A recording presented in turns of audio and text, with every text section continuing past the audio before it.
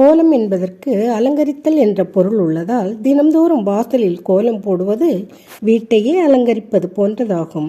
அதிகாலை நேரத்தில் சூரிய உதயத்திற்கு முன்பு எழுந்து சாணம் தெளித்து கோலம் போட வேண்டும்.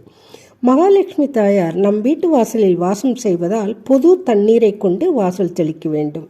கோலத்தில் உள்ள சாணம் பசுமை மகாவிஷ்ணுவையும், மாவின் வெண்மை பிரம்மாவையும், காவியின் செம்மை பரமேஸ்வரரையும் குறிக்கிறது. நமக்கு செல்வ செழிப்பை தர கோலமிட்ட பின்னர் பூசணி, செம்பருத்தி போன்ற மலர்களை அதன் நடுவே வைக்கலாம்.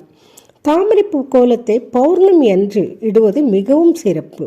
கோலத்தில் அனைத்து பக்கங்களிலும் பூக்கள் வைத்தால் திக்பாலகர்கள் மிகவும் மகிழ்ச்சி அடைவார்களாம். கோலமிடுபவர்களுக்கு அவர்களையும் அறியாமலேயே சீரான மூச்சு பயிற்சி கிடைக்கிறது. வீட்டில் உள்ளவர்கள் வெளியில் செல்லும் முன்பே கோலம் போட்டுவிட வேண்டும்.